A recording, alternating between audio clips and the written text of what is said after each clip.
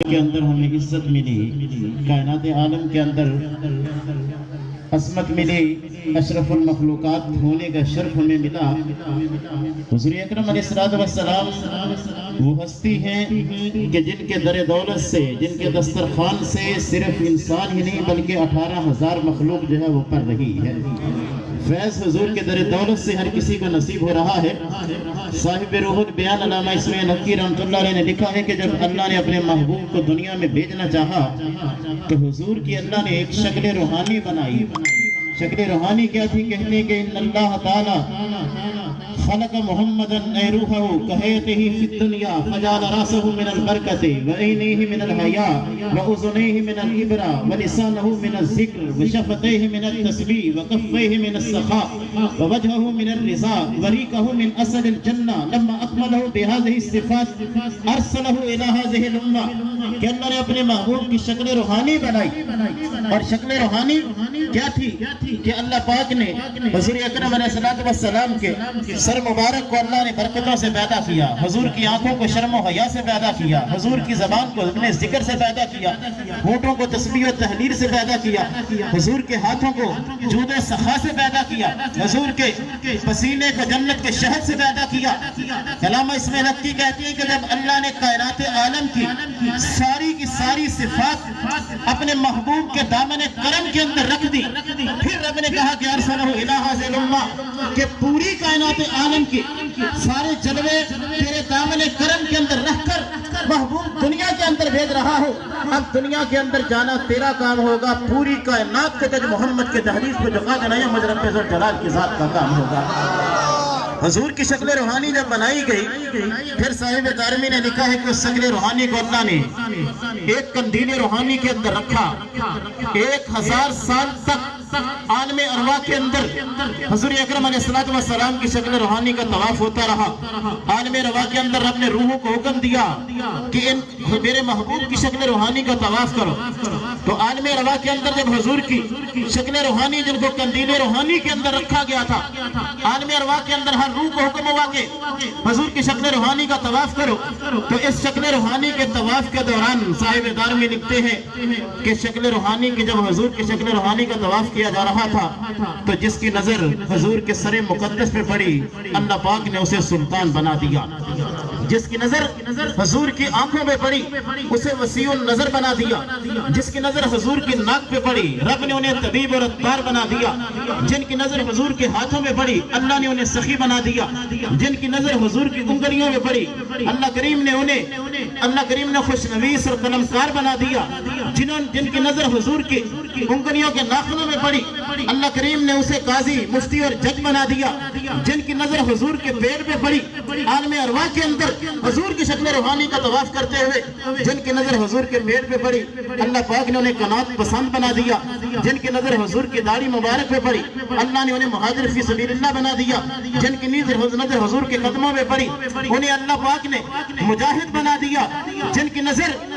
عالم ارواح کے اندر حضور کی شکل روحانی کا طواف کرتے ہوئے جنہوں نے نظریں پھیر لی تھی انہیں کافر، منافق اور یہودی بنا دیا، اور جنہوں نے سر کے بالوں سے لے کر پاؤں کے ناخنوں تک کملی والے مصطفیٰ علیہ السلام کے سراپے کو دیکھ لیا تھا رب ذوالجلال نے رسول پاک کی بارگاہ کا صحابی بنا دیا۔ عالم ارواح کے اندر بھی فیض تقسیم ہو رہا تھا تو میرے آقا کملی والے محمد مصطفیٰ کا تھا۔ پھر عالم اجساد کے اندر جب رب نے اپنے محبوب کو دنیا کے اندر بھیجنا چاہا، ہمارا ایمان، ہمارا عقیدہ ہے کہ حضور بشری لباس کے اندر حضور کی حقیقت نور ہے۔ جب اللہ نے اپنے محبوب کے نور کو اپنے نور سے پیدا کیا، پھر رب نے جب دنیا کے اندر جس طرح آج ہم یہاں پہ بیٹھے ہیں، آصف بھائی اور ان کے دیگر دوستوں نے، بھائیوں نے اہتمام کیا، یہ سٹیج بنایا، تریاں بچھائی، لنگر کا انتظام کیا، جلوس کا استقبال کیا۔ رب نے جب اپنے محبوب کو دنیا کے اندر بھیجنا چاہا تو اس نے اس آسمان کا خیمہ لگایا، زمین کی بساط بچھائی، یہ کھیتوں کی لہرہانیاں پیدا کی، دریاؤں کے تموج پیدا کیے، سمندروں کی نہروں کی بے قراریوں کو پیدا کیا، اس نے جنگلات، پہاڑ پیدا کیے۔ پوری کی پوری کائنات عالم اللہ نے اپنے محبوب کی ذات کی خاطر سجائی۔ اگر حضور کو دنیا کے اندر نہ بھیجنا ہوتا تے دھرتی نہ ہوندی تے اسمان نہ ہوندا جے پیدا نہ عرشاں دا مہمان ہوندا اے شمس و قمر تے کہکشاں ستارے نہ جنت دا سامان ہوندا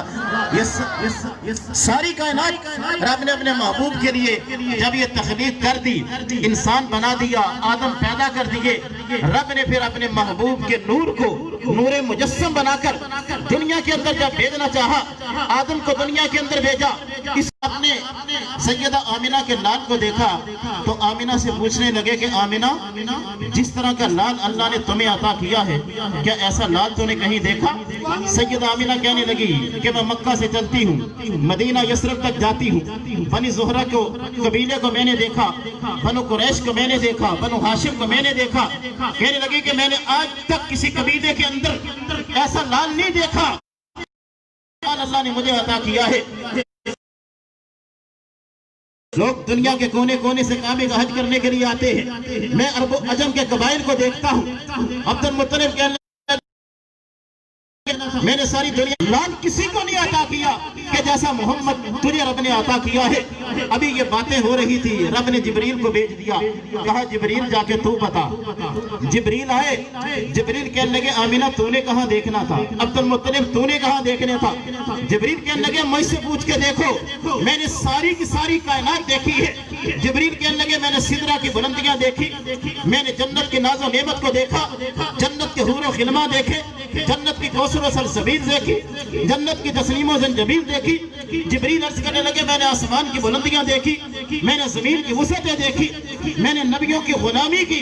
انبیاء کرام کی بارگاہوں میں آتا رہا رسولوں کی غلامی کرتا رہا فرشتوں کی سرداری میں نے کی جبریل کہنے لگے میں نے بڑے بڑے بادشاہوں کے روب بھی دیکھے میں نے شہنشاہوں کی تمکنت بھی دیکھی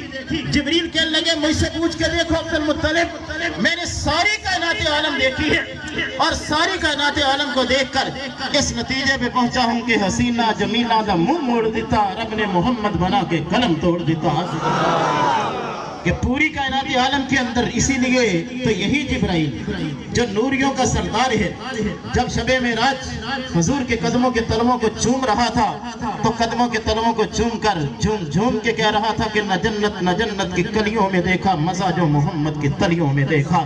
اللہ کریم کی ذات طیبہ نے ساری کائنات عالم کا حسن سمیٹ کر حضور کے قدموں کے اندر رکھ دیا سورہ یوسف پڑھ کے دیکھیں یوسف علیہ السلام کے حسن کے تذکرے رب کا قرآن کرتا ہے قرآن شہادت دیتا ہے کہ یوسف کے حسن کا یہ عالم تھا کہ یوسف علیہ السلام کے حسن کو دیکھ کر مصر کی عورتوں نے انگلیاں کاٹ لی یوسف کے حسن کے چرچے جسے قاضی ثناء اللہ پانی پتی نے لکھا ہے آپ فرماتے ہیں کہ جس وقت حضرت یوسف مصر کی گلیوں کے اندر رات کی تاریکی میں باہر نکل آتے تو گلیوں میں یوں لگتا تھا جس طرح دیر چڑھ آیا ہو یوسف کے حسن کا یہ عالم تھا لیکن میاں محمد بخش کہتے ہیں جب حضور شب معراج عالم لامکان پہ جاتے ہیں آسمانوں پر فرشتے کھڑے حضور کا استقبال انبیاء کھڑے حضور کا استقبال کر رہے تھے تیسرے آسمان پر حضرت یوسف علیہ السلام بھی کھڑے تھے حضرت یوسف علیہ السلام نے جس وقت اللہ کے محبوب کو دیکھا ہاتھ باندھ کر کھڑے ہو گئے اور عرض کرنے لگے کہ بے شک حسن زیادہ میرا کل جہانہ نالوں پر نہیں زیادہ قیمت میری تیریاں زلفاں نالوں 3 مہینے خلقت رجی ویخ یوسف کا نانی جے تو ہی جہانی ہے یوسف علیہ السلام کہنے لگے کہ بے شک میرا حسن زیادہ ہے لیکن میرے سارے حسن کو سمیٹ لیا جائے تو اے آقا کملی والے مصطفیٰ آپ کے ایک زلف کے بال کے برابر بھی میرا نہیں ہو سکتا کہ لکھ دنیا تے سونی ہومن میرے مدنی نال نہیں رہتے کہ امی لقبی آلی کرانا حسین و حسن دا لجپال نانا مدینہ طیبہ دے وچ رہن والا رب دے عرش تے جا بہن والا زلیخا جے اس نو ویکھ لیندی کدی یوسف مصری دے پیچھے نہ پیندی محمد ایک سمندر ہے تو عالم اس کی موجیں ہیں غریق بحر عرفہ ہو تو تب یہ ماجرا ہوگا محمد سر وحدت ہے کوئی رمز اس کی کیا جانے شریعت میں تو بندہ ہے حقیقت میں خدا جانے